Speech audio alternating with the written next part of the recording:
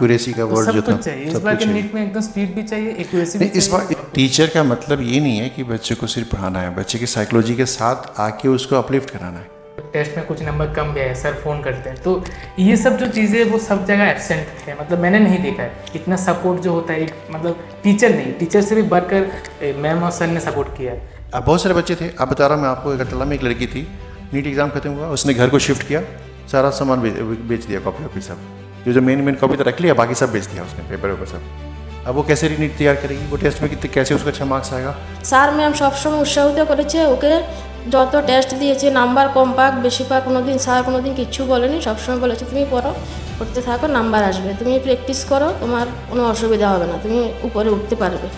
এটাই আমি স্যার ম্যামের কাছে অনেক অনেক ধন্যবাদ, মানে আমার ছেলেকে এই জায়গায় আনার জন্য খুব খুব খুশি হয়েছি আমি। আর কিছু বলার নেই স্যার, অনেক ধন্যবাদ আপনাকে।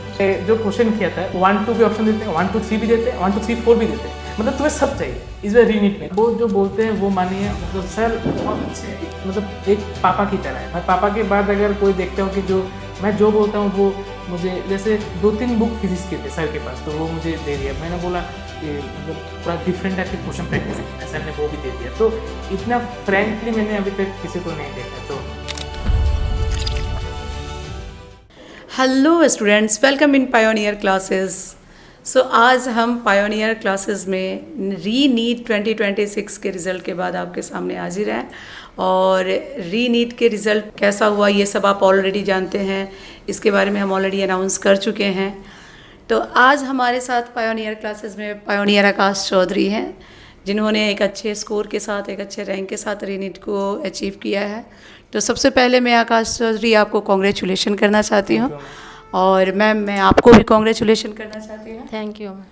तो हम जैसे जानते हैं कि नीट 1, नीट 2 और री नीट भी हुआ इस बार, और री नीट में भी हमारे पायोनियर स्टूडेंट बहुत अच्छा किए। तो जैसे जैसे हो रहा है हम अपने पायोनियर स्टूडेंट से आपको बात कराएंगे। तो सबसे पहले आज आकाश चौधरी से हम बात करेंगे, वो अपने पायोनियर क्लासेस के एक्सपीरियंस को शेयर करेंगे, एज़ वेल उन्होंने अपने प्रिपरेशन में क्या क्या स्ट्रेटजी को फॉलो किया है, क्या क्या मिस्टेक जो नहीं करना चाहिए, और क्या क्या कंसेप्ट को लगा के रिजल्ट को और भी बेहतर बनाया जा सकता है, ये सारे मेथड को एक्सप्लेन करेंगे। तो सबसे पहले आकाश चौधरी, आप बताइए आपकी पायोनियर क्लासेस की जर्नी कहाँ से शुरू हुई, कैसे शुरू हुई? एक्चुअली मेरी एक दीदी है, तो वो पहले यहाँ पे पढ़ती थी। तो जब मैं 10th में था तो फर्स्ट टाइम मैंने नीट का मतलब सुना था कि नीट देने से MBBS मतलब पढ़ सकते हैं। तो उनके साथ मैंने कंसल्ट किया, तो उसके बाद उन्होंने बोला कि पायोनियर क्लासेस में आने के लिए। तो मैंने 11 में ज्वाइन किया, लेकिन फर्स्ट में मैंने मैम को नहीं ज्वाइन किया था, सर को ज्वाइन किया था। तो उसके एक दिन टीचर्स डे के दिन सर ने मुझे बोला कि मतलब एक्चुअली हुआ क्या कि मंथली टेस्ट होता था। तो मंथली टेस्ट में फिजिक्स और केमिस्ट्री में तो नंबर अच्छे थे, लेकिन बायोलॉजी में नंबर 10, 15, 20 कम रहते थे, जो मतलब होना चाहिए। तो उसके बाद टीचर्स डे में सर ने बोला कि मतलब बायोलॉजी कहाँ पे पढ़ते हो, तो मैंने बोला दूसरे जगह पढ़ते हैं। तो सर ने बोला कि मैम के यहाँ पे ज्वाइन कर लो।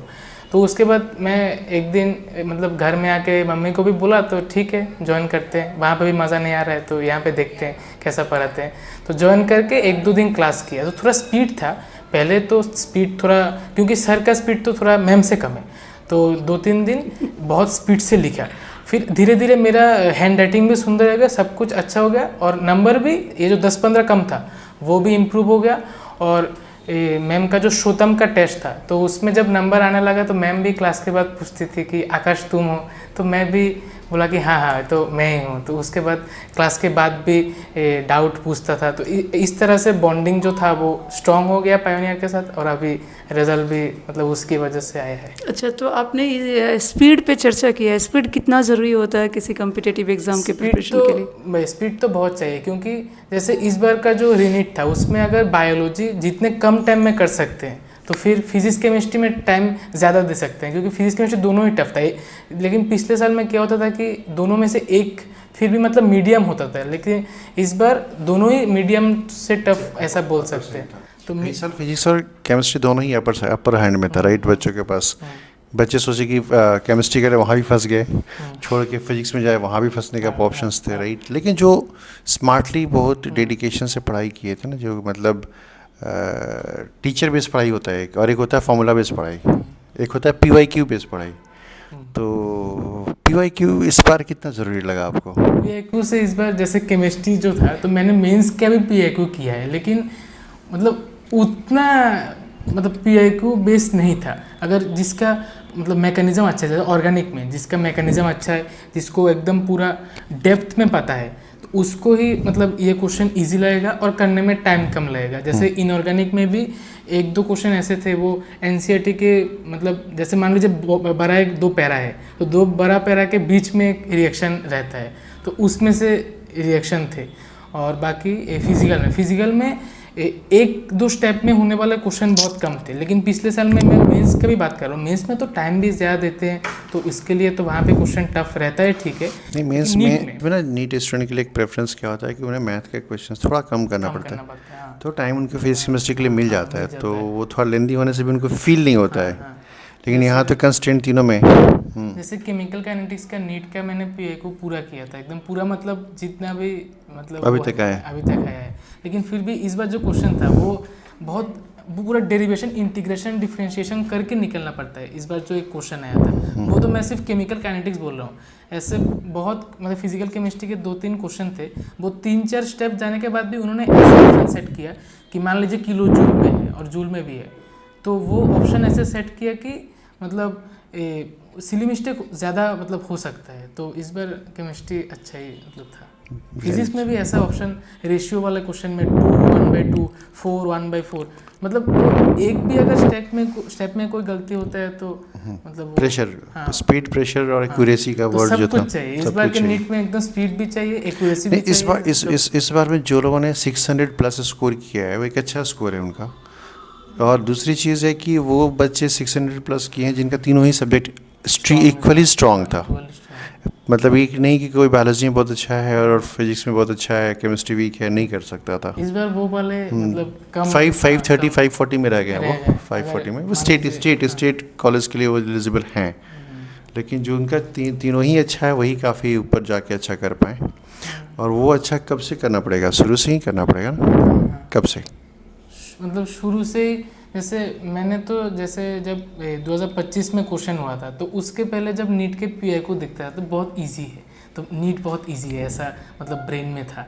लेकिन जब 25 का क्वेश्चन हुआ तो फिर पूरा माहौल ही बदल गया। लेकिन 25 में मैं बोलता था क्या कि क्वेश्चन पेपर टफ होने वाला? टफ होगा सर, पहले से ही बोलते थे। मतलब लगता है कि सर कुछ अंतर्यामी टाइप के हैं, मतलब पहले से जो बोलते हैं वही होता है। उन्होंने बोला था कि देखना तुम्हारे टाइम में केमिस्ट्री को पकड़ेगा, तो ये पकड़ा है। शायद नीट में नहीं पकड़ा है लेकिन नीट में पकड़ लिया, अच्छे से पकड़ा है, ऐसे मतलब कम नहीं, अच्छा ही पकड़ा है उन्होंने।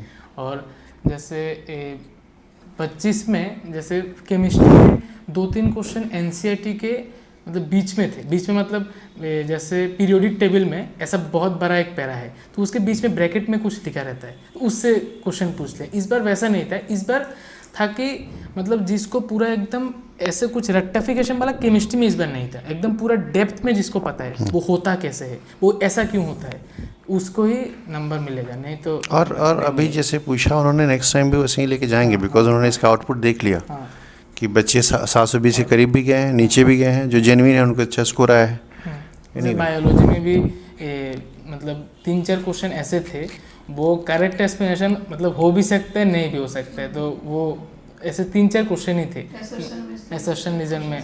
हाँ, जैसे एक जोना पेलोसिडिया का एक क्वेश्चन था, तो उसमें भी मतलब कॉन्फ्यूजन लगता है। कन्फ्यूजन नहीं होना चाहिए, लेकिन कन्फ्यूजन इसलिए लगता है आप लोगों को कि हमने कुछ मतलब डिफरेंट, जैसे NCERT एग्जाम्पलर किया था वहाँ पे तो उसमें दूसरा आंसर था, लेकिन NCERT के अकॉर्डिंग बुक में जो है NCERT के, तो उसमें एक है, तो मैंने NCERT का प्रीफर किया तो मेरा हो गया। लेकिन मतलब 2-3 का प्रॉब्लम हुआ है। फिजिक्स कैसे फिजिक्स में कैसे चेंजेस हुआ आपका? जैसे फिजिक्स में 11 में टफ लगता था कि फिजिक्स मेरे से नहीं होगा, तो फिर वेव्स का जब चैप्टर आया तो पर्सनली मुझे वेव्स थोड़ा इजी लगता है, तो वेव्स में मुझे अच्छा नंबर आया।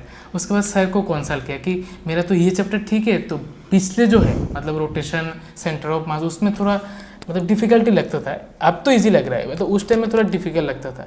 तो सर ने बोला कि तुम एक वाइट बोर्ड खरीद के उसमें मतलब जो कॉपी में है वो एक बार देख के लिखो, उसके बाद उसको एक्टिव रिकॉल करके किसी को एक समझाओ, मतलब वो वॉल में लगा के किसी को समझाने का एक मतलब नाटक करो, मतलब वो करो। तो उसके बाद देखा कि फिजिक्स पूरा इम्प्रूव हो गया। मतलब जब क्लास में सर कुछ पिछले 2-3 लेक्चर का कुछ अगर लिखते हैं तो वो एकदम कनेक्ट हो जाता है कि हाँ वो तो 2-3 दिन पहले कराया था। नहीं मेनली क्या है ना, फिजिक्स में क्या है कि जो अच्छे क्वेश्चंस हैं वो प्रोसेस के ऊपर डिपेंडेंट है। और प्रोसेस का मतलब क्या है कि जो तुम सीखते हो तुम किसी को सिखा दो, क्योंकि जब क्वेश्चन, जैसे फिर YDSC की बात करूँ मैं, राइट, YDSC की बात करूँ तो YDSC क्या है, प्रोसेस है। और जो क्वेश्चन भी जब पढ़ते हो तो कैसे पढ़ते हो, प्रोसेस से तो पढ़ते हो ना, कि ऐसे ऐसे दिया हुआ है, ये उसके अकॉर्डिंग डायग्राम ड्रॉ करना है, उसके कैलकुलेशंस करना है। तो बच्चा अगर फॉर्मूला पे स्टिक हो जाएगा तो क्वेश्चंस वो उससे होगा नहीं, बोलेगा फिजिक्स टफ लग रहा है उसको। जैसे YDSC में सर ने 5-6 केस कराया था, तो बेसिक तो एक है, वो अगर पता है तो उसमें फिजिक्स में ये चीज़ मैंने बहुत नोटिस किया है हर एक चैप्टर में कि बेसिक तो एक रहता है। जैसे वर्क एनर्जी थ्योरम तो सबको पता है, लेकिन उसका मान लीजिए बहुत 20-25 भी एप्लीकेशन है। तो वो जिसको बहुत ज़्यादा पता है, जिसको मान लीजिए 2-3 चैप्टर का कनेक्ट करके जो क्वेश्चन होता है, तो वो वाला जिसका मतलब हाथ में है उसको ये वाला क्वेश्चन फिजिक्स का इस बार का जो था, इसलिए तो क्लास नोट्स बहुत इंपॉर्टेंट है। क्लास नोट्स, जैसे क्लास नोट में वर्क एनर्जी थ्योरम के सर ने स्प्रिंग के ही तो मान लीजिए 10-12 पेज में मतलब क्वेश्चन कराया, एक भी केस नहीं छोड़ा है। मैंने जब बाहर का भी एग्जाम का PYQ देखा, जैसे मैंने जो आइजर का मैंने खोला, जैसे एक ऐप में आइजर का भी रहता है PYQ, तो मैंने खोला, देखा कि उसमें भी स्प्रिंग के जो टफ मतलब वो क्वेश्चन है उसका भी जो बेसिक है वो सर के कॉपी में है, तो उससे वो क्वेश्चन भी हो गया। तो नोट्स अच्छे से प्रिपेयर करो। मैंने क्लास नोट में अगर क्लास में आते हो तो नोट्स अच्छे से प्रिपेयर होने चाहिए, रिवीजन उसे अच्छे से करो, बेस वही है तुम्हारा। तुमको कुछ नहीं होता तो उसी को अपडेट भी करना है, कुछ नया चीज़ मिलता है क्वेश्चंस के थ्रू। एक है कि मतलब मैंने फिजिक्स 11 कैसे रिवाइज किया, वो 12 का जो टेस्ट चल रहा था सर ने उसमें पूरे 11 का चैप्टर भी 2-3 करके देते थे, और सर इतना मतलब लॉजिकली देते थे कि मान लीजिए उनको भी पता है कि स्टूडेंट पहले ये चैप्टर ही लेगा, मतलब वो एक साइकोलॉजिकल चीज़ रहता है, जिस चैप्टर वो टफ है तो सर उसको ऐसे ही मतलब सेट करते थे। जैसे केमिकल काइनेटिक्स के साथ 11 का इक्विलिब्रियम जो चैप्टर है उसमें कुछ रिलेशन है, तो सर ने उस तरीके से एग्जाम को डिज़ाइन किया जब 12 में एग्जाम चल रहा था। तो इसकी वजह से क्या हुआ कि 11 भी 12 के साथ रिलेट हो गया। हाँ, तो उसके बाद कनेक्शन भी पता चला कि फिजिक्स में कुछ भी, जैसे केमिस्ट्री में कौन कौन से चैप्टर के साथ रिलेशन रहता है, फिर फिजिक्स में भी जैसे वर्क, जैसे थर्मोडायनामिक्स में भी ऐसे कुछ क्वेश्चन रहते हैं, उसमें वर्क एनर्जी थ्योरम लगता है। तो वो जब 12 में गया, जब CPC में क्वेश्चन किया तो पता चला कि उसमें भी कुछ रिलेशन है, तो वो उसके बाद वो चाहिए, वही काम तो है हम लोग का, और क्या काम है। अच्छा, और क्लास के नोट्स और क्लास के कंटेंट्स कितने इंपॉर्टेंट है फिजिक्स के, बायोलॉजी के, जब यहाँ पर क्लास के कंटेंट तो बहुत है। जैसे बायोलॉजी में अगर बोलूँ तो बायोलॉजी में अगर तुम NCERT पढ़ोगे तो तुम्हें मतलब लगेगा कि समझ में तो आ रहा है लेकिन वो ठीक से नहीं आता है। अगर अच्छे से कुछ क्वेश्चन पूछ दे, जैसे मैम के संभवम तो होता था बहुत स्पीड, मतलब जिसका स्पीड अच्छा है तो वो स्पीड इम्प्रूवमेंट के लिए एकदम परफेक्ट टेस्ट है। शोतम है NCERT के लिए, जिसका NCERT स्ट्रॉन्ग है। तो मैम ने हर एक टेस्ट ऐसे डिज़ाइन किया था, जिस टेस्ट का जो नाम है वो नाम का कुछ एक मतलब है वो हाँ। तो उससे बायोलॉजी में जैसे मैम जो नोट्स में मतलब NCERT में ऐसे कुछ लाइन रहते हैं, मतलब क्वेश्चन पूछता है तो वो मैम क्लास में डिस्कस कर देती थी, मतलब वो क्वेश्चन को ऐसे मतलब ऐसा आंसर होगा। तो एक बार 25 में भी पूछ लिया इंसुलिन वाला जो क्वेश्चन था, तो वो NCERT में आंसर नहीं है, वो एक क्वेश्चन है, तो मैम ने वो आंसर क्लास में कराया। तो वैसे जैसे मैम का जो हाईलाइट NCERT हाईलाइट होता है, तो मैं मतलब वही बोल रहा हूँ, वो बहुत अच्छा रहता है। जैसे नोट्स में से जैसे बायोमोलिकुल्स एक चैप्टर है, उसमें अगर NCERT पढ़ोगे वो बहुत हैप्पैज़ार्डली लिखा है, मतलब इसके बाद ये होना चाहिए, वो लिखा है वहाँ पे, वो वहाँ पे, मतलब बहुत हौच पौच कर लिया। तो जब मैम से मतलब मैम का नोट्स पढ़ने के बाद NCERT पढ़ा तो पता चला कि वो कनेक्शन बहुत अच्छा है, मतलब वो पढ़ने में उसके बाद मज़ा आया। NCERT मैं बहुत स्पीड से पढ़ पाता था आफ्टर नोट्स पढ़ने के बाद। जैसे फिजिक्स में भी NCERT अगर पढ़ोगे कुछ समझ में नहीं आएगा, मतलब मैं खुद बोल रहा हूँ, मतलब इतना टफ है उसका। NCERT का फिजिक्स का जो लैंग्वेज है, इंग्लिश बहुत तरह के हो सकते हैं, लेकिन NCERT का जो इंग्लिश है वो बहुत स्टैंडर्ड लेवल का है। तो नोट्स पढ़ने के बाद जब पढ़ा वो एकदम समझ में आ गया। हमने एनसीईआरटी बेस करके ही पढ़ाया है। हाँ, एनसीईआरटी का हर एक लाइन कवर रहता है। और सब जब मतलब सर जब वीकली का क्वेश्चन करते हैं तो इस तरह से डिज़ाइन करते हैं कि उसमें 10-12 अगर 45 क्वेश्चन है उसमें से 10-12 क्वेश्चन एसेशन जोन रहते हैं। और एसेशन जोन कहाँ से रहते हैं? वो एनसीईआरटी के लाइन से रहते हैं। तो उसके बाद जाके एनसीईआरटी का मतलब एनसीईआरटी पढ़ा, देखा कि हाँ ये तो यहाँ पे एग्जाम में गलत हुआ, उसके बाद देखा कि हाँ ये तो एनसीईआरटी में ऐसे लिखा है, तो उससे एनसीईआरटी पढ़ने का भी हैबिट बिल्ड हो गया। कितना इम्पोर्टेंट है एनसीईआरटी? एनसीईआरटी कोई मतलब बाइबल बोल सकते हैं पूरा, मतलब नीट अगर किसी स्टूडेंट को ऐसा लगे कि एनसीईआरटी से कुछ नहीं होगा, बियॉन्ड एनसीईआरटी भी जाना चाहिए, तो कितना परफेक्ट है ये थॉट उनका? एनसीईआरटी में अगर डेप्थ में समझने जाए तो बहुत कुछ कॉन्सेप्ट है, तो वो तुम चिंता मत करो, वो मैम ही क्लास में पूरा मतलब नोट में जितना सफिशिएंट है वो करा देती है। मैं वो करके डॉक्टर अली जैसा टॉप बुक भी कर लिया, वहाँ पे जो कॉन्सेप्चुअल क्वेश्चन है मैम का नोट्स पढ़ के। तो मैम के नोट्स में जितना चाहिए, जैसे अगर ट्रूमैन बुक है, ट्रूमैन में बहुत कुछ है, मतलब वो सफिशिएंट मतलब नहीं चाहिए। मैम के नोट्स में एनसीईआरटी के बियॉन्ड तो रहता है लेकिन वो सफिशिएंट रहता है, जिससे अगर जैसे इस बार नीट में अगर 4-5 क्वेश्चन बहुत टफ भी पूछ देते तो हमारा प्रॉब्लम नहीं होता, क्योंकि हम कॉन्सेप्चुअल स्ट्रॉन्ग हैं।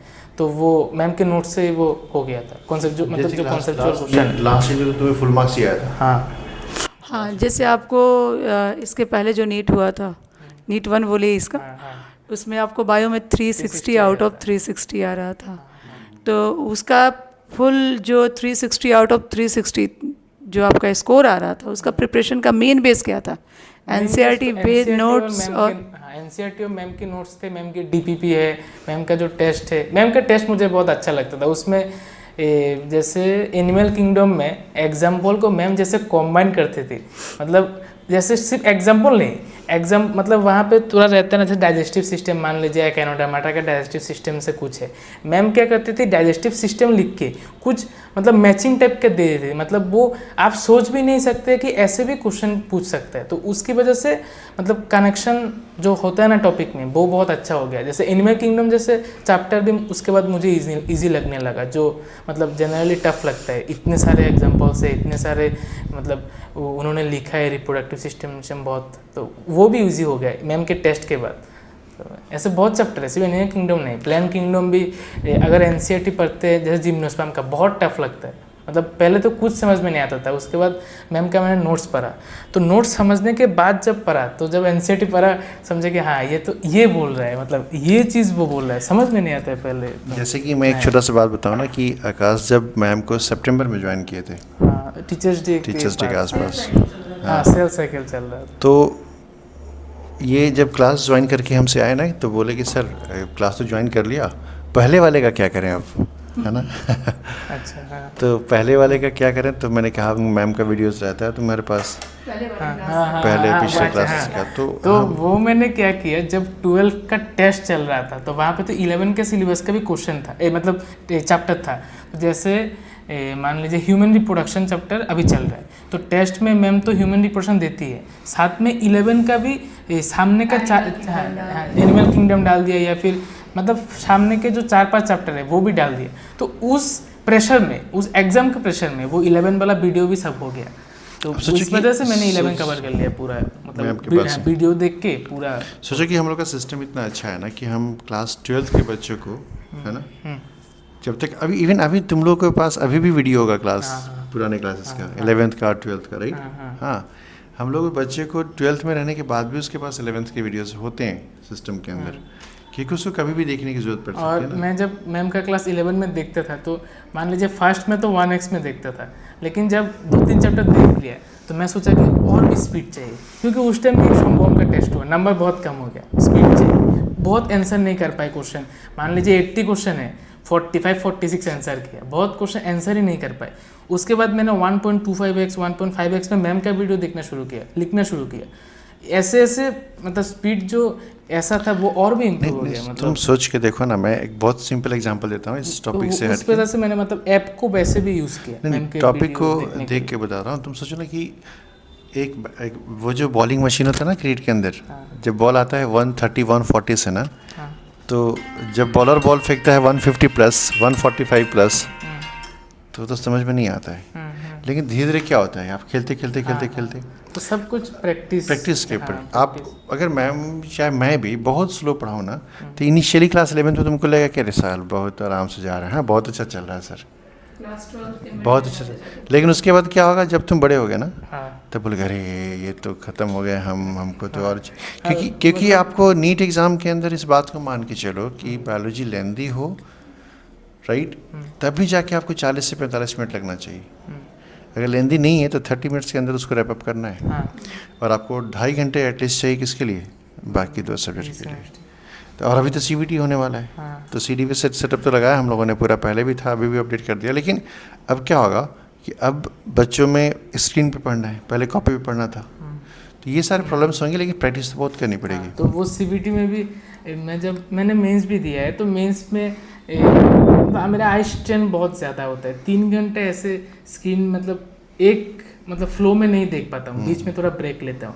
तो मैंने मेंस के पहले भी सर के जो CBT सेटअप है उसमें 10-12 तो एग्ज़ाम दिया ही है, देने के बाद जाके मेरा वो 3 घंटा स्क्रीन के सामने बैठने का। तो वही ना बोला ना, आप अगर पहले से स्पीड नहीं रखोगे तो बाद में स्पीड नहीं आएगा। और बायोलॉजी ऐसा चीज़ है कि मुझे याद है पहले बच्चों ने कहा है कि हम आधा पेज एक बार में पढ़ लेते हैं। ये वर्ड समझ में नहीं आता कि आधा पेज एक बार में कैसे पढ़ लेता है।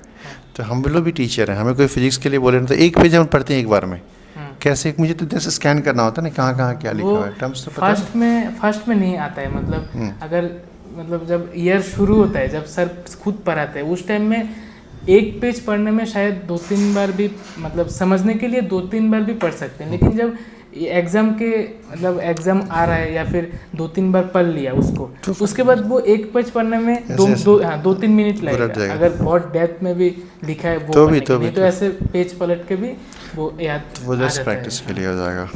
लास्ट में रिविजन के टाइम में भी जब एग्ज़ाम मान लीजिए 1 सप्ताह बाकी है, मैं वो ऐसे पलट रहा था, क्योंकि मुझे तो पूरा याद है कि लिखा क्या है, सिर्फ वो एक नज़र देख रहा था। एक बात बताइए, जैसे कि हमारे यहाँ बायोलॉजी में आप फेस करते हो श्रोतम टेस्ट, फिर संभवम, फिर मंथली एक होता है, फिर फिजिक्स में वीकली नहीं, फिजिक्स में वीकली और मंथली, ये चलते रहता है 11-12 तक। बाद में क्या आता है, बहुत सारे टेस्ट है जो लोगों को पता नहीं होता है, तुम्हें भी नहीं पता था, क्योंकि तुमको किस स्टेज में क्या टैबलेट देना है ना पेशेंट को, डॉक्टर को पता है, राइट, वो बोलता नहीं है कुछ। तुम बोलोगे क्या, नहीं ना, डॉक्टर को बोलोगे तुमको इतना ऑपरेशन करना है, मुझे नहीं, वो करोगे तुम अपना। जब लोग जैसे टेस्ट तो सभी लेते हैं, लेकिन एक होता है ना, किस टाइम में लेना चाहिए, कौन सा चैप्टर देने से स्टूडेंट के लिए सूटेबल है, उसका रिवीजन हो जाएगा। मैंने तो 11 का, जैसे 12 में जो RBT था वो देखे ही मेरा इस अच्छे से डिजाइन, वही तो बोला मैंने, RBT तो ये एक ऐसा टेस्ट है कि बच्चे अगर 12th में नहीं देते हैं ना, तो उनको पता ही नहीं चलता है कि रिवीजन कैसे करना है ना। वो रिवीजन के लिए बेस्ट है जिस पे आप एक जगह रेडी हो जाते हो। वही बोलना चाह रहा था मैं, तो ये सारे मंथली टेस्ट हुए करते थे, बट RBT जब स्टार्ट हुआ है ना, तो वो एक अलग, जैसे RBT में फर्स्ट 2-3 जो टेस्ट थे उसमें फिजिक्स ज़्यादा ही टफ था। तो मैंने उसके बाद सर को बोला कि फिजिक्स में 100 भी नहीं आ रहा है 180 में, तो सर ने बोला CPC प्रैक्टिस करो, तुम्हारा कॉन्सेप्ट तो क्लियर है, तुम्हारा प्रैक्टिस कम है। तो मैंने घर में जाके उसके बाद अच्छे से प्रैक्टिस किया, तो देखा कि धीरे धीरे नंबर, मान लीजिए 100 है, उसके बाद 110 हुआ, 20 हुआ, ये करके नंबर फिर एक जगह पे आके 160-170 तक आया। हाँ, लास्ट में 175 भी आया, 75 भी आया लास्ट में। हाँ। तो क्वेश्चन का मतलब ये है ना कि तुमको तो हम कंप्रोमाइज़ किए क्या कि नहीं, पेपर इजी कर देते हैं, नहीं, अगर वो इजी दिए होते तो आज और भी कम हो जाता है, बुरा हो जाता। इवन मैं बताऊँ ना कि इनका सबसे ज़्यादा परसेंटाइल फिजिक्स में ही है ना, है कि नहीं। तो वो एक केस है जो भी है। तो एक वैसा बच्चा जो कहाँ से जर्नी स्टार्ट करके कहाँ तक आ जाता है ना। फिजिक्स में एक बात बोलता हूँ कि फिजिक्स असल में बहुत टफ लगता था मुझे। पहले लगता था कि फिजिक्स में नीट में मेरा एम्स फिजिक्स के लिए ही नहीं आएगा।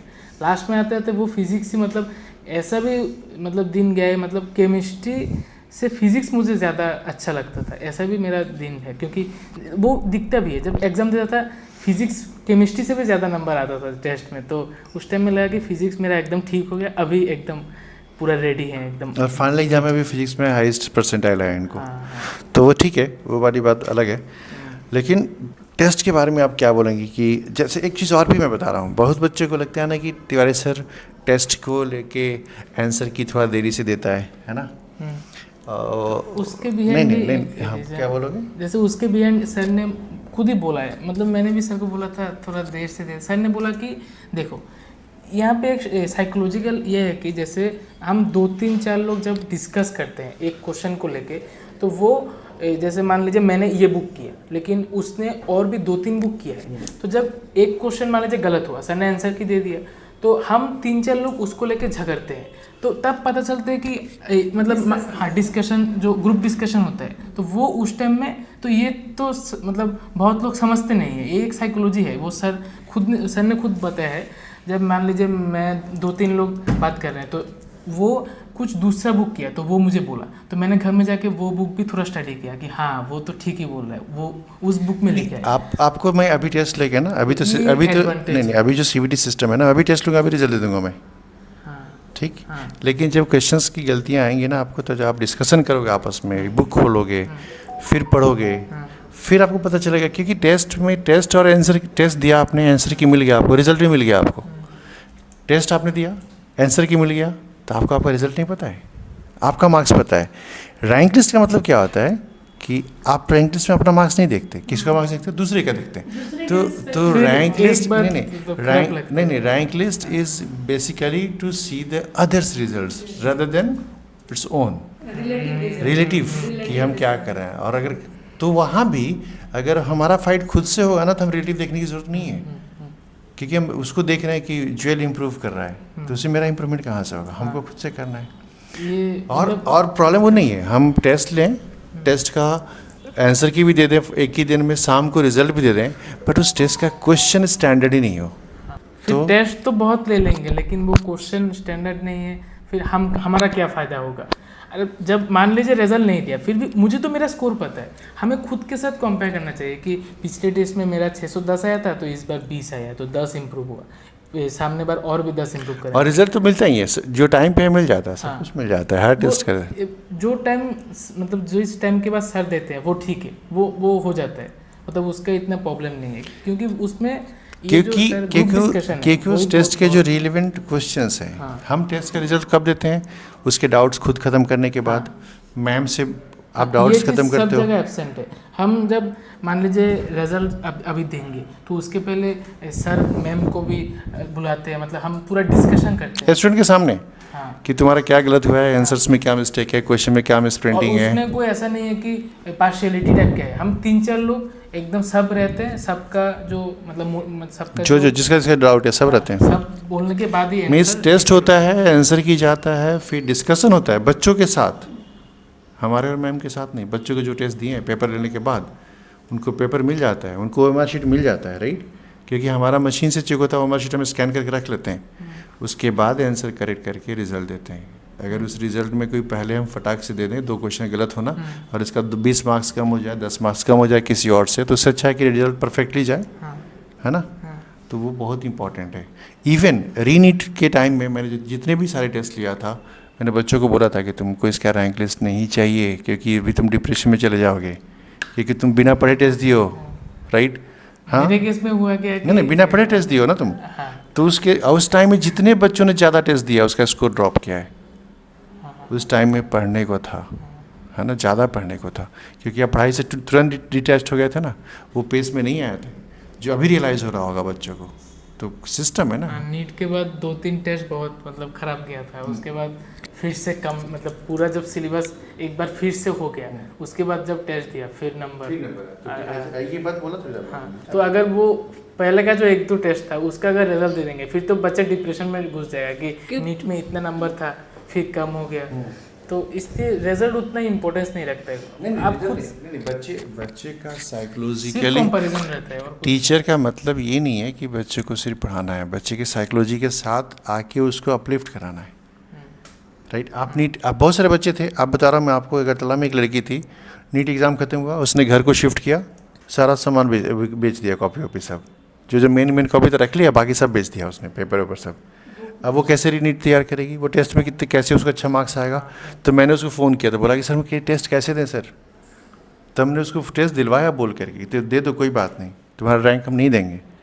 तो ये तरीका था। तो यही तो बात है, जैसे रैंक नहीं दिया, अगर दे देते तो तो ये चीज़ वो तो नीचे आ जाती। हाँ, कुछ लोग बोलते हैं एक दिन में रिजल्ट दे दिया। अरे एक दिन में रिजल्ट देंगे से ये जो अंदर अंदर की कुछ बातें हैं जो एक स्टूडेंट को अपलिफ्ट कर सकते हैं, वो उल्टा डाउन मतलब उसको फॉल कर देते हैं। तो ये चीज़ तो टीचर को ही समझना चाहिए। और क्वेश्चन का स्टैंडर्ड तो बहुत मैटर करता है हाँ, ना। हम तो ऐसा क्वेश्चन बना के दिए ना कि बच्चा को 2-4 क्वेश्चन समझने में करने में 2-3 टाइम लग जाए उसको। फट गया था। जैसे नीट के पहले सर ने एक लास्ट जो आरबीटी था वो देने के बाद पूरा एकदम अपना औकात समझ में आ गया था, मतलब कितना है, तो इतना आपका नीट का रीनीट का क्वेश्चन पेपर फिजिक्स केमिस्ट्री के कुछ उसी टाइप हाँ राइट ना। हाँ, जैसे मतलब नीट के पहले जो आरबीटी था उसमें फिजिक्स के एक क्वेश्चन मान लीजिए ये एक पेज है, उस पेज में सिर्फ 2-3 क्वेश्चन ही आ रहे थे। मतलब इस बार भी वो हुआ, मतलब सिर्फ 2-3 क्वेश्चन ही आ रहे। तो वो लेवल जो रहता है ना, वही तो मेन एग्जाम में मतलब वो दिखता है।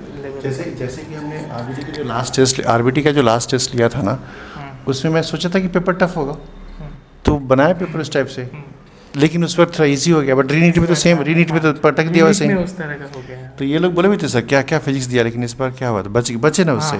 तो being a father, being a parent, being a mentor, तीनों तो एक ही रोल है ना। इनका क्या नाम है कि मेरा बच्चा, मेरा स्टूडेंट एक टफर साइड को हैंडल करने के लिए तैयार हो जाए, बाकी तो हो ही जाएगा।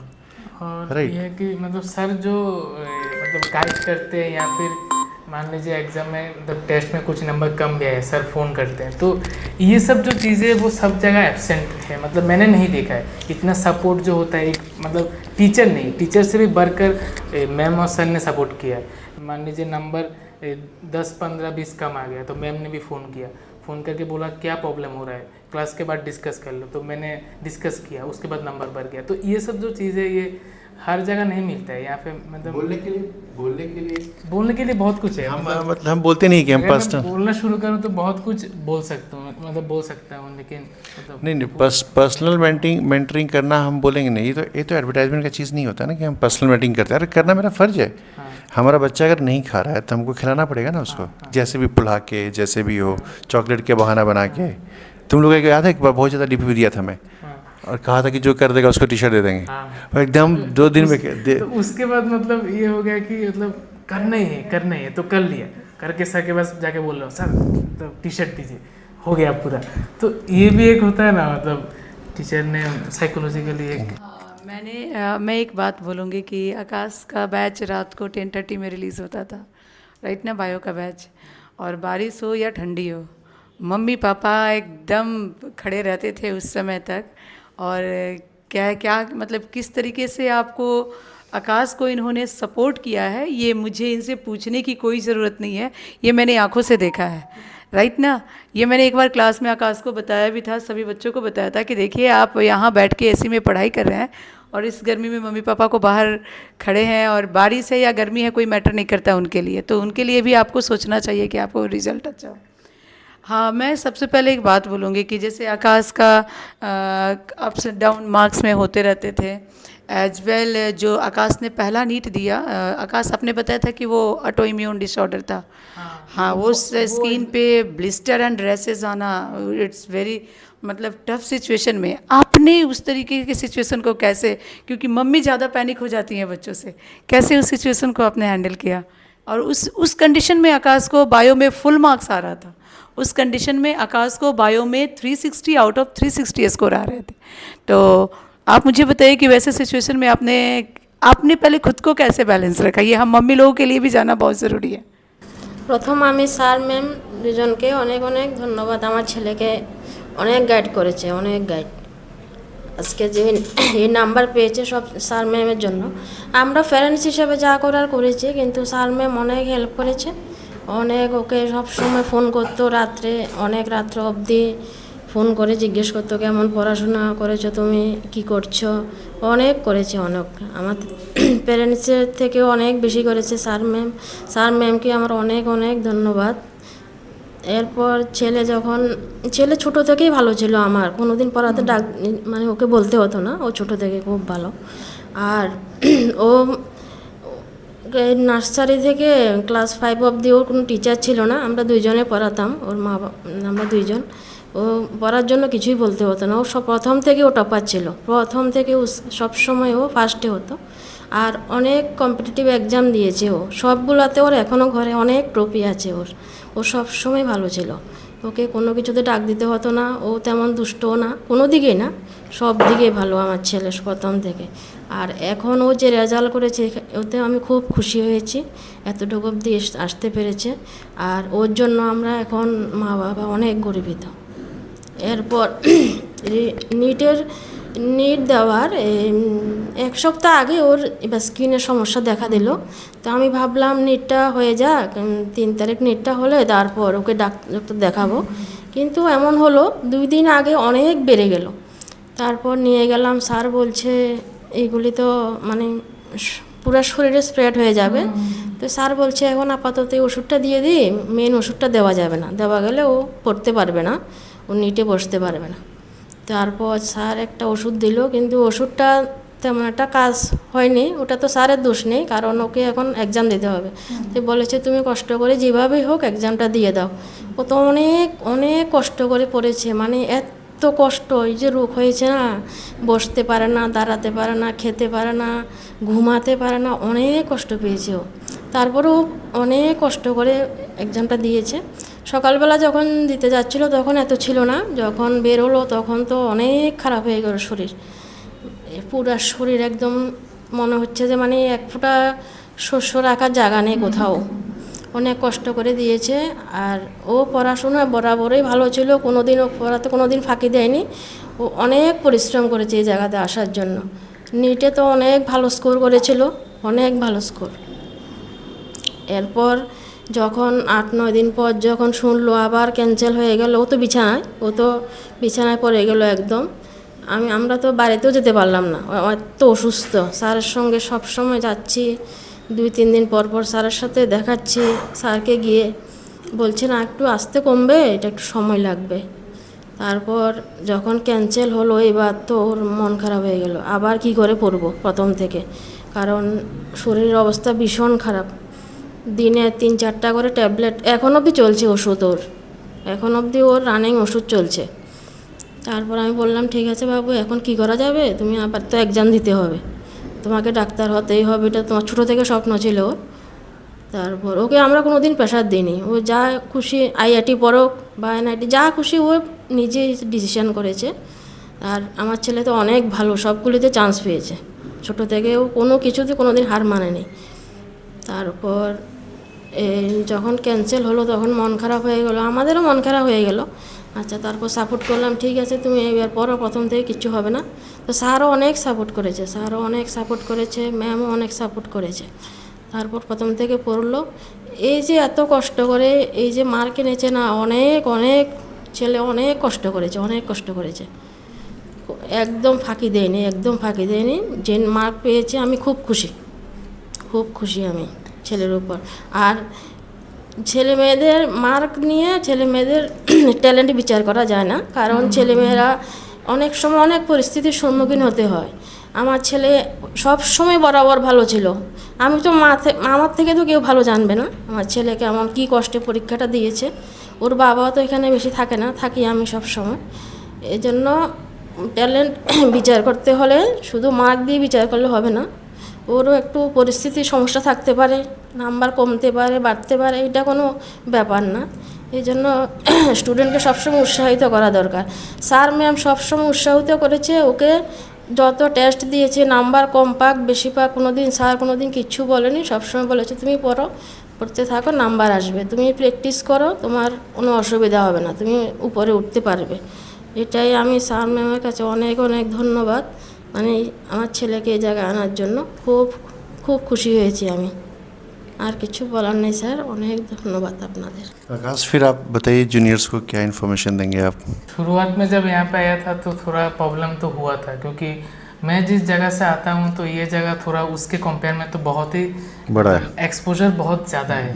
मतलब ऐसे भी कुछ चीज़ें देखा कि जैसे वहाँ पे कोई एसी नाम का कोई चीज़ ही नहीं है। मतलब अगर बड़ा ऑफिस है तो फिर मतलब कुछ बड़ा ही ऑफिस होना पड़ेगा, जैसे एसडीएम ऑफिस है तो वहाँ पे रहता है एसी, वहाँ पे भी सिर्फ एक रूम में रहता है। तो वो उस हालत से मैं इस जगह पे जब आया था क्लासरूम में, क्लासरूम में, तो सुन रहा था कि एसी में पढ़ाते हैं तो मज़ा आएगा पढ़ने में। तो पहले मतलब 4-5 मंथ तो हेल्थ भी बहुत ख़राब रहता था, क्योंकि इतने एसी में मैं कभी नहीं, मतलब कभी क्या, मतलब नहीं रहता था।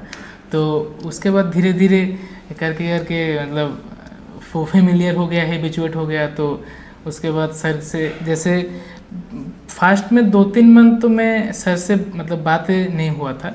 एक दिन सर ने मुझे नोटिस किया, तो मैंने भी सर को अप्रोच किया। तो ये चीज़ है कि लोग बोलते हैं कि सर सिर्फ टॉपर्स को ही नोटिस करते हैं, ऐसा नहीं। तुम अगर सर से बातें करोगे, सर से इंटरेक्ट करोगे, टीचर तो खुद से नहीं जाएगा ना, तुमको भी तो बातें करना पड़ेगा, डाउट पूछना पड़ेगा।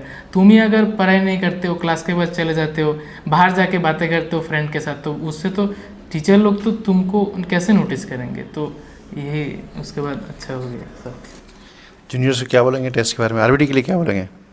आरबीटी मैंने जब 11 में था तो सर बोल रहे थे आरबीटी, मैं सोचा था क्या ही है, रैंक बूस्टर नाम ही दे दिया होगा, उतना अच्छा नहीं है। जब 2-3 टेस्ट दिया हुआ औकात मतलब समझ में आ गया, इतना अच्छा क्वेश्चन था। केमिस्ट्री में मैं सोचता था क्या ही क्वेश्चन पूछ लेंगे, केमिस्ट्री में तो बहुत ईजी क्वेश्चन ही पूछ सकते। तो थर्मोडायनामिक्स का क्वेश्चन जो किया था वो एकदम मतलब इम्पॉसिबल कुछ क्वेश्चन थे। उसके बाद घर में जाके उसका एनालिसिस किया तो पता चला कि हाँ क्वेश्चन तो ठीक ही है, सिलेबस में है, वो मुझे पता नहीं, अलग बात है। क्वेश्चन सारे नए होते थे। हाँ, तो हाँ ये एक बात मैम ने जो बोला, मतलब मैंने मान लीजिए 100 भी अगर टेस्ट दिया है तो क्वेश्चन बहुत रेयरली 1-2 रिपीट होते हैं। मतलब पिछले टेस्ट नहीं, मतलब जैसे आज भी अगर सर कोई टेस्ट ले तो ये 2 साल जो टेस्ट लिया उससे डिफरेंट ही क्वेश्चन रहेगा। मतलब इस तरह से कैसे करते हैं सर, मैम को पता है। मतलब मैं सर को ही पूछता था, मतलब कहाँ से इतने क्वेश्चन लाते हैं।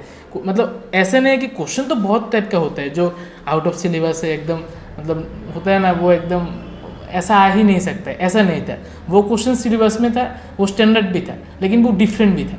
तो ये चीज़ें जो क्वालिटी है वो मैंने आरबीटी में देखा है। और जैसे आरबीटी का डिज़ाइनिंग भी बहुत अच्छा है। मतलब टेस्ट सीरीज़ तो बहुत है, लेकिन आरबीटी एक मतलब यूनिक ही है। मतलब उसमें कुछ एक है, मतलब वो जो देगा उसको ही पता चलेगा, उसके अंदर एक ऑरा है। मतलब हाँ, वो देने से ही रिजल्ट चला आएगा। वो जितने भी दिए हैं, मतलब अगर दूसरे जगह भी पढ़ते हैं लेकिन आरबीटी दिया ही है, सबको पता है।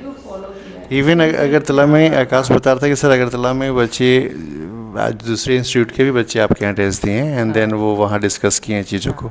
तो एनीवे कोई बात नहीं, सबका है, फ़ायदा होना चाहिए, सबको ज्वाइन भी करना चाहिए। मैं हमेशा बोलूँगा नहीं ज्वाइन करना चाहिए, सबको करना चाहिए, सबको ज्वाइन करना चाहिए। वो टेस्ट जो पढ़ते हैं मेरे यहाँ, नहीं पढ़ते हैं उनको, जो रिपीटर्स हैं, सबको ज्वाइन करना चाहिए। बिकॉज वो टेस्ट वैल्यू एडिशनल है, मतलब आपको, है ना। तो मैंने तो 7 मंथ के बाद मैम को ज्वाइन किया। आप लोग पहले ही ज्वाइन कर लीजिए। तो वो मेरा एक बैकलॉग हो गया ना, तो वो भी तो मेरा टाइम गया है। जब मैंने वो डबल हो गया ना चीज़, डबल को दोबारा जब पढ़े तो फिर किसी सब्जेक्ट से टाइम कट करके पढ़ना पड़ा। तो इसलिए शुरू से करिए, शुरू से ठीक ठाक करके करिए। ये बात पहले अच्छा नहीं लगता है, पहले सर की बातें सब अच्छा नहीं लगता था। बोलता है ये लंबा आदमी बहुत कुछ बोलता है, मतलब ये सब कुछ पॉसिबल नहीं है करना। उसके बाद जब एग्ज़ाम देता था, सर तो ठीक ही बोलते हैं, वही अगर फॉलो करता, मतलब करता, तो अगर असल में ही नंबर अच्छा आता, तो वो बाद में पता चलता। तो मैं आपको पहले से बोल दे रहा हूँ, तो सर की बातें पूरा मानिए, अच्छा रिजल्ट आएगा। 1 वर्ड सर के लिए क्या बोलना चाहेंगे? 1 वर्ड सर के लिए और 1 वर्ड मैम के लिए? नहीं, फिर भी एक 1 वर्ड। क्या बोलते हैं? अच्छा, 2 वर्ड्स, 3 वर्ड्स? वो जो बोलते हैं वो मानिए। मतलब सर बहुत अच्छे हैं, मतलब एक पापा की तरह है। मैं पापा के बाद अगर कोई देखता हूँ कि जो मैं जो बोलता हूँ वो मुझे, जैसे 2-3 बुक फिजिक्स के थे सर के पास, तो वो मुझे दे दिया। मैंने बोला मतलब थोड़ा डिफरेंट टाइप के क्वेश्चन प्रैक्टिस करना है, सर ने वो भी दे दिया। तो इतना फ्रैंकली मैंने अभी तक किसी को नहीं देखा है, तो ये चीज़ बहुत अच्छा लगा। वहाँ पे भी जो मतलब वहाँ पे भी जो टीचर थे वो भी इतने मतलब फ्रैंकली नहीं थे जो सर है, तो सपोर्टिव। हाँ, सपोर्टिव बहुत। अच्छा, चलिए, तो 1 वर्ड अपने बायो क्लासेस के लिए भी बोल दीजिए, बायो मैम के लिए भी 1, 2, 3 वर्ड। डेडिकेशन बहुत अच्छा लगता है। जैसे मैम के क्लास में मैम हमें कुछ बोलती थी कि मैम भी बहुत हार्ड, जैसे मैम अभी भी जो यहाँ पे बैठी है, कुछ प्रॉब्लम रह सकता है, वो शायद कैमरा में नहीं दिखता है। तो मैम वो हमें क्लास में बोली थी कि मैं बहुत हार्श कंडीशन में भी क्लास कराने आती थी, तो उससे तो हमें भी थोड़ा मतलब मोटिवेशन मिलता है। तो वो चीज़ मैं जब नीट दे रहा था तो मम्मी ने भी बोला है, मतलब बहुत हालत खराब था मेरा। मुझे लग रहा था जैसे जब मैं एग्ज़ाम शुरू किया तो मैं 12:30 बजे गया, तो एग्ज़ाम तो 5 बजे तक है, तो मैं कैसे बैठूं, मतलब बैठ ही नहीं पा रहा था, सिर्फ सो पाता हूँ, बैठ भी नहीं पाता हूँ। तो कैसे के मतलब लग रहा था कि जितने जल्दी हो सके कर लेता हूँ, क्योंकि मुझे लग रहा है 3 घंटे नहीं बैठ पाऊँगा, उसके पहले ही शायद फेंट हो जाऊँगा, ऐसा लगता था। तो उस टाइम में मैम की बात याद है कि मैम ने भी ऐसे बहुत बुरे कंडीशन में भी क्लास कराया है, तो उससे भी थोड़ा मोटिवेशन मिला। तो इसके बाद हो गया वो एग्ज़ाम, मैं 2 घंटा 15-20 मिनट में ही कर लिया। उसके बाद जो 2-3 क्वेश्चन छोड़े थे वो कर रहा था, तो वो भी नहीं पता, वो शायद कुछ गॉड का मतलब कुछ होगा नहीं। तो उस दिन मैं कैसे बैठा वो मुझे ही पता है, वो इम्पॉसिबल टास्क मैंने उस दिन नीट के दिन किया था। ओके फिर आकाश, तो मैं यही बात आप दोनों को मैं फिर से कॉन्ग्रेचुलेशन करना चाहूँगी। और आपने हमारे जूनियर्स को बहुत अच्छे से समझाया कि बेटा एनसीईआरटी के वैल्यू को आपने मेनली बताया, जो बहुत ज़्यादा ज़रूरी होता है, और क्लासेस की इम्पोर्टेंस, टेस्ट की इम्पोर्टेंस को समझाया। एज वेल आपने क्या स्ट्रेटजी फॉलो किया कि हमको कैसे पढ़ना है? वैसे एक स्ट्रेटेजी मैंने बायोलॉजी में अप्लाई किया जो नीट में बहुत फ़ायदा हुआ, ऑप्शन एलिमिनेशन करना। मान लीजिए जैसे ये अभी के टाइम में ये सब क्वेश्चन ज़्यादा आते, पहले कम आते थे। अभी 5-6 ऑप्शन दे देते, फिर ABCD ऐसा पूछते। तो उस टाइम में जैसे मान लीजिए मैंने क्वेश्चन एग्जाम्पल देता हूँ, उसमें मान लीजिए AB ऑप्शन है, BC ऑप्शन है, CD ऑप्शन है, तो आपने देखा कि C तो होगा ही नहीं, तो पहले C को काट दीजिए। लेकिन नहीं तो वो टाइम खाएगा आपका। जैसे इस बार नीट में ये जो ऑप्शन एलिमिनेशन जितने भी किए वो 20-30 मिनट से बायोलॉजी हो जाएगा, मतलब इतने इजीली ऑप्शन सेट किया था नीट में। रीनीट में बहुत चालाक थे। रीनीट में उन्होंने मतलब जो क्वेश्चन किया था 1-2 भी ऑप्शन देते हैं, 1-2-3 भी देते हैं, 1-2-3-4 भी देते हैं, मतलब तुम्हें सब चाहिए इस बार रीनीट में। तो इसलिए बायोलॉजी में ऐसे 3-4 क्वेश्चन नीट में तो इजी थे, रीनीट में उन्होंने एकदम पूरा सब स्टेटमेंट पता होना चाहिए। लेकिन मैक्सिमम टाइम में ऐसा होता है, जैसे मैम के टेस्ट में भी स्वयंभव में ये ऑप्शन एलिमिनेशन मुझे पता चला, क्योंकि स्वयंभव में तो कम टाइम में चाहिए, तो उस टाइम में मुझे ये इंपॉर्टेंस पता चला। ऑप्शन एलिमिनेशन करने से टाइम कम लगता है। पहले लगता था कि मैचिंग जब करते हैं ना, मान लीजिए संभव में 8-10 मैचिंग में भी रहते थे, तो मैं 8-10 करने बैठ जाता था, तो होता ही नहीं था। उसके बाद मैंने स्ट्रेटेजी दिया कि देखो ये तो ए नंबर में 5 है, तो 5 तो कोई भी ऑप्शन नहीं है, दे देते। ये करके है कि ऑप्शन एलिमिनेशन जो वो स्ट्रेटेजी बिल्डअप हुआ, वो एक्चुअली ये जो बात कर रहे हैं आकाश कि मैंने ये किया, ये किया, ये सब नहीं, ये सब कोई टीचर गाइड नहीं करता है, ये प्रैक्टिस आपको सिखाता है। ये जो स्ट्रेटजी है ये सेल्फ स्टडी एंड प्रैक्टिस से आता है, राइट ना। आप एक टॉपिक को जितना बार पढ़ोगे उसमें नए कंटेंट और नए एनालिसिस या उसमें नए कंसेप्ट आप खुद ही बिल्डअप कर लोगे, या उसको और कहाँ कनेक्ट किया जा सकता है। बायोलॉजी के एनसीईआरटी मैंने जितने बार भी पढ़ा कुछ नया तो करेक्ट। तो आकाश ने अपनी बताई जर्नी कैसे शुरू हुई पायोनियर क्लासेस के साथ और किस चीज़ को फॉलो किया। आकाश ने बताया भी कि हमने एनसीईआरटी को ही अपना गॉड बुक माना, सब कुछ माना। और जैसे कि आकाश की भी मम्मी ने भी बताया कि, और हम जानते भी हैं कि आकाश थ्रू आउट एक बहुत अच्छे स्टूडेंट रहे हैं, बोर्ड टॉपर भी रह चुके हैं, राइट ना। और उसके बाद इन्होंने नीट 1 में 360 आउट ऑफ 360 बायोलॉजी में लाया। नीट 2 में भी आपका बायो बहुत अच्छा था, 340 रहा। नीट 2 में रीनीट में भी बायो में 340 रहा और बहुत अच्छे 600+ स्कोर के साथ ये इस बार इस रीनीट में सेलेक्ट हो रहे हैं, तो ये हम सब के लिए भी बहुत प्राउड की बात है। So thank you Akash, thank you ma'am हमें इतना अच्छा टाइम देने के लिए। और आकाश आप लोगों का फेथ ही हमें पायोनियर बनाता है और आपको भी पायोनियर बनाता है। चलिए फिर ठीक है।